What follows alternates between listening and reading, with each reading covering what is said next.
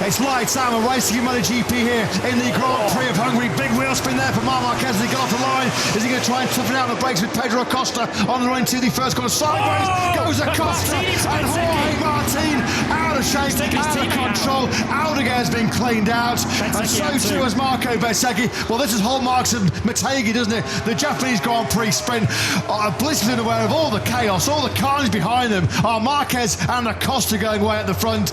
Well, that was a big blunder by Jorge Martin. Yeah, it looked like it was all started by Jorge Martin. So Bezzecchi, Aldeguer, Gian Antonio and Fernandez are also out. So it's the top two on the grid away. Bagnaia has just cruised through all the chaos up into third place. 3 of the 4 Aprilias out. What was the big meeting, the big message to all the Aprilia riders pre the Italian Grand Prix, Mugello?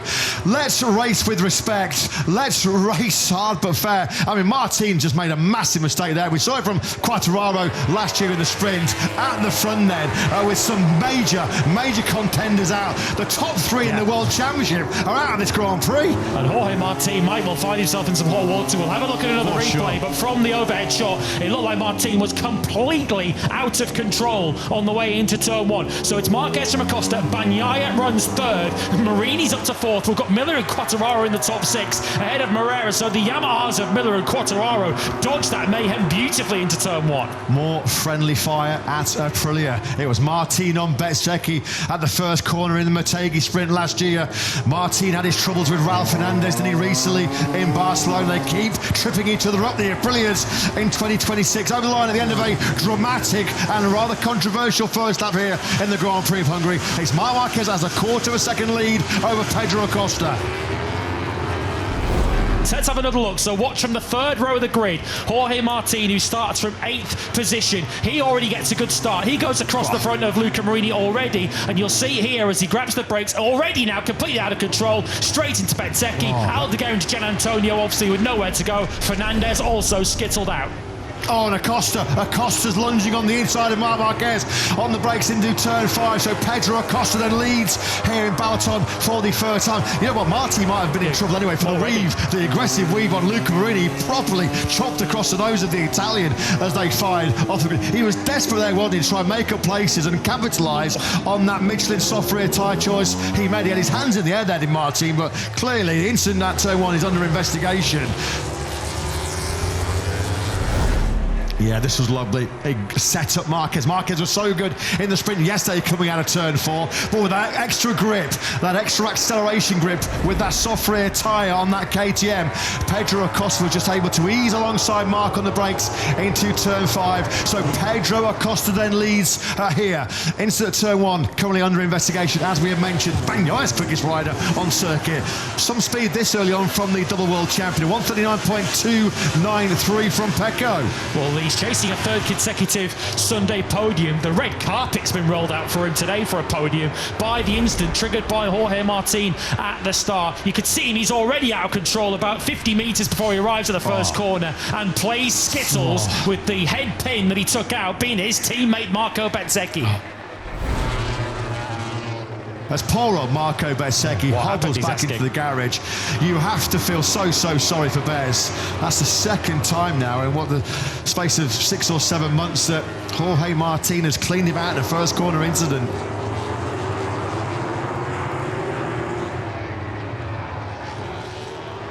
Martin has gone to the medical centre. We fortunately did see at least Marco Bezzecchi was on his feet and in the Aprilia truck. Marquez has made a mistake there on the brakes in the first corner. He charged in hot. This is pressure being put on the world champion by Acosta, and that's cost Marquez some crucial time. He was just in that little bit hot, squeezing that front brake as hard as he possibly dared on that newly resurfaced section of the first corner. Jack Miller then still there in 4th place, doing an absolutely superb job as the Aussie. He's doing mid 130, high 139s.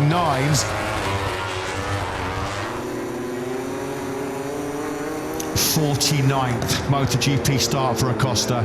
Is today the day where he is going to finally break into the top step of the podium. He's not going to get a better opportunity. This is a golden chance that's presented itself for Acosta. 1.6 seconds is his lead. Once again, he's the only rider that's doing laps in the 38s at the moment. Early on here is Acosta. 1.6 seconds clear as Marini and Bastianini get tight on that run down into the first corner. That's a battle for fifth. Yeah, and then he came back onto line, straight into the side of Joan Mir. I'm sure that wouldn't have helped his left leg, nor the aero on the side of that bike, so potentially he could be in trouble too. Bastianini for an unsafe rejoin back onto the racing line. Let's look at this one. Bastianini's gone out to marbles there, as you can see, and as he comes back online, he just sideswipes into Joan Mir. Marquez doesn't want to put Acosta in his place. He wants to keep him in his place, keep him still searching for that first MotoGP victory. Gap then down to under a second. Unsafe rejoin, no surprise there. We said that Ane is going to likely cop a long lap penalty. He does indeed do so. At the front then is this gap between Acosta and Marc Marquez. It's a clash of the old and the new titan in the MotoGP World Championship. These two are going to be factory Ducati teammates next year, and Marc Marquez finds successive 1:38, successive fastest laps of this Grand Prix. Already, we're only on lap 7 of 26, lap 8 of 26, and Marc Marquez is starting to pound some serious pressure on Acosta here. It must have been a mistake on the previous lap though from Acosta, because he got straight back into the 38s himself. A personal best for Acosta, only lost a 10th.5 to Marc Marquez. So at the moment, Acosta's getting plenty of grip, plenty of bite, plenty of pace out of that soft rear tyre. Is Marc Marquez banking on that medium rear being the better long-term pick? Bastianini then comes in for his deserved long lap. Yeah, where does he feed back out then? He's behind Toprak, who was running 11, so that will be where Ane Bastianini now is. So we've now got Lecuona up in 9th on the Gresini Ducati, and Toprak 10th on the Pramac Yamaha. Of course, so many of the key runners out of this Grand Prix. Top 3, as you mentioned, in the World Championship out of play, which does potentially open a bit of a door for Pedro Acosta and Marc Marquez, I guess, to gain big ground in the World Championship. Acosta, of course, 68 points behind when the race began. That would come all the way down to 43. 3 fastest laps in a row then now for number 93. Game on, big time. 38.495 from Marc Marquez, doing his level best to try and keep that advantage around 6-7 tenths. Is Acosta your leader as he powers through turn 4. This was where Marc Marquez yesterday in the sprint was sublime. He was so good getting that Michelin rear tyre hooked up for this squirt of acceleration down to turn 5. Gap remains the same, 6 tenths between the two Spaniards, the two superstar Spaniards, as they break into 5. Marc Marquez is coming. The Shark under attack, turn 5. That's going to be a real strong overtaking hotspot for Marc. When does he feel like it's going to be his moment? It might be coming very quickly. He's all over the rear tyre of Acosta into 9 and 10. The chicane we go, and for the first time in here in Balaton, Marc Marquez leads. He's going to drop right across the nose of Acosta. Side by side they go now through the left-hander of turn 11. Sideways there, wasn't he? Sideways on the brakes was Marc Marquez. Left the door open. Acosta barges his way through. I said Pedro Acosta is not going to give this up without an almighty fight. He saw Marc Marquez was slightly wrong-footed after getting up the inside into turn 9. He knew he had to seize the lead straight away. If Marc Marquez got out of turn 11 in front, he was surely going to pull away. Here comes Marquez, and now attacking on the brakes once again. Who is going to win the game of chess on the brakes? Oh, it's a block pass from Marquez. They're squeezing each other. Are they rubbing shoulders with each other? Big contact, wasn't there? As they exited turn 16, through the final corner we go. These two have gone toe-to-toe last weekend in Mugello, not for the victory. We've seen them have a controversial early scrap in the sprint in Buriram. This is the battle we have been waiting for. Acosta runs in a little bit hot into the first corner, but Acosta versus Marquez is on. You think Pedro Acosta wants this? He's come so close on so many occasions to a MotoGP victory, but surely the biggest challenge you could possibly be faced with in a MotoGP race when you're chasing your first win, holding off Marc Marquez. Can Acosta do it? This is pride. This is not just 25 points. This is pride. This is ego.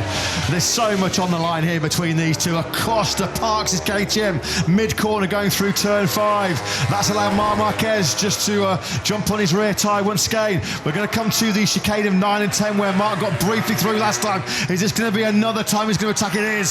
So this is successive laps. Then when the 93 has sent it on the inside of Acosta, he'll just run Acosta out to the paintwork. Acosta just had to close the throttle there.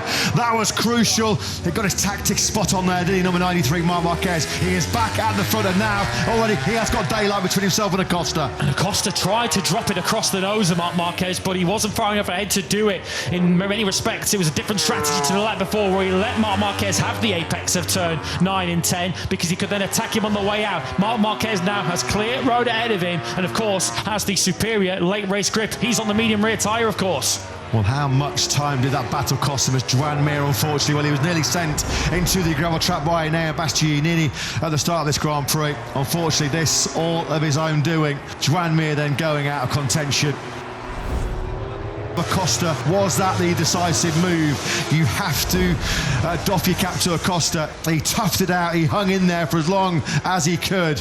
Oh, he tried so desperately, didn't he, to lean on Marc Marquez. That's how close it got. Through the last chicane, through 15 and 16. Does not get any closer than that, does it?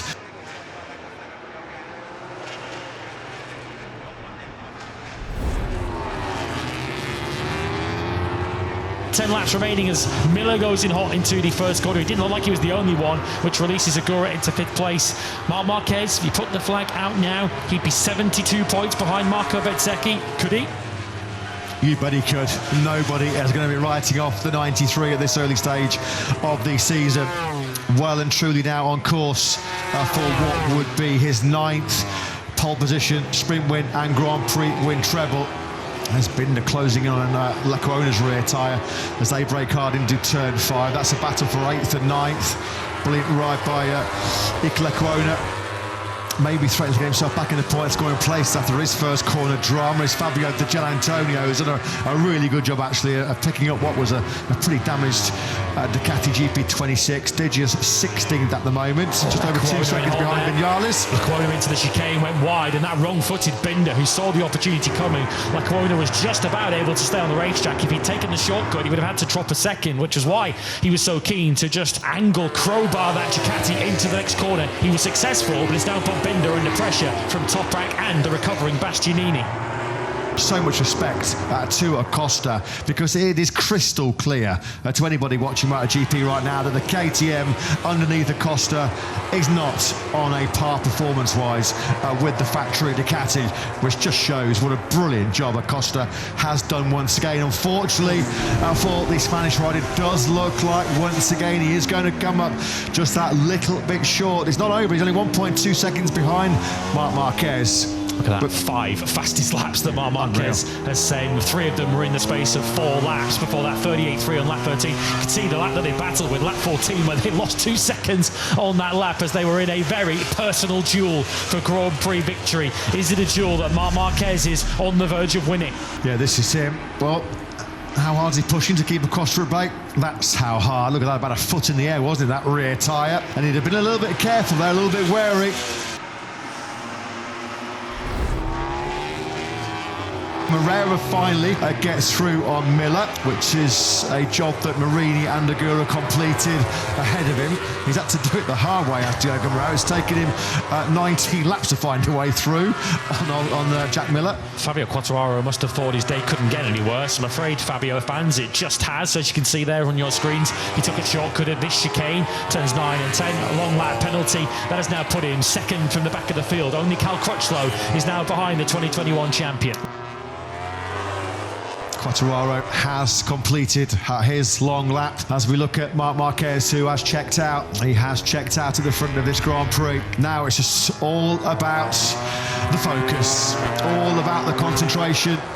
He has intended to fluff his lines and as if to just emphasise his points, to emphasise his dominance. Guess what? On lap 20, he has just fired in a 1:38.313. Yet another fastest lap of this Grand Prix.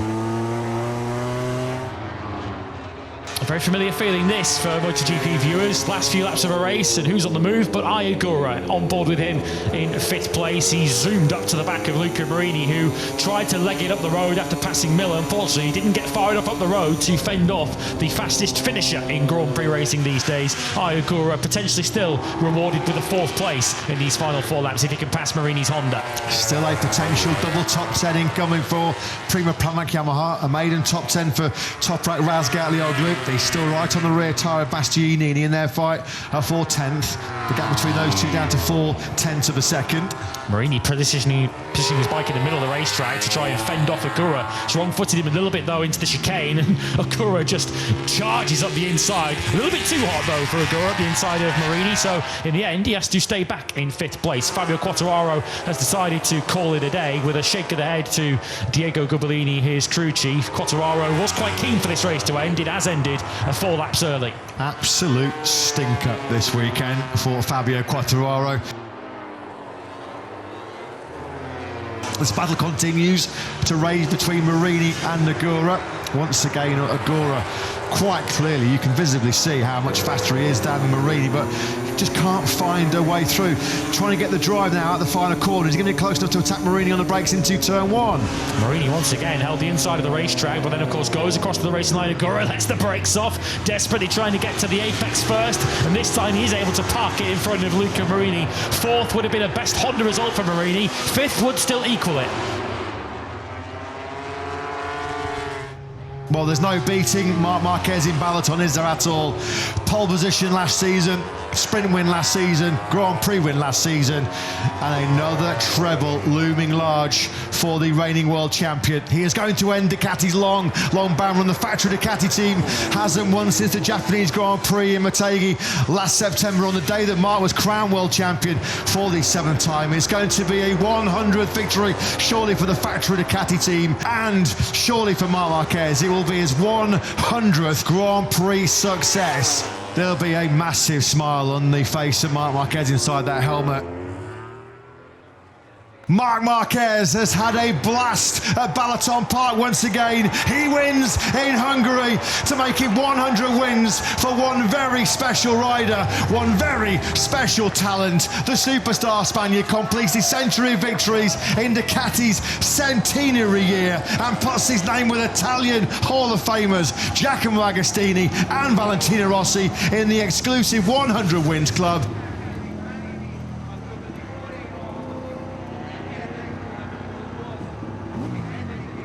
A long-awaited 100th win for Marc Marquez, Pedro Acosta and Pecco Bagnaia join him on the podium. Ayagura 4th, Luca Marini at equal best 5th with Honda, Diogo Moreira an incredible result in 6th, Anika Lecuona a wonderful 7th, Jack Miller 8th, Ane Bastianini 9th, and Brad Binder rounds out the top 10.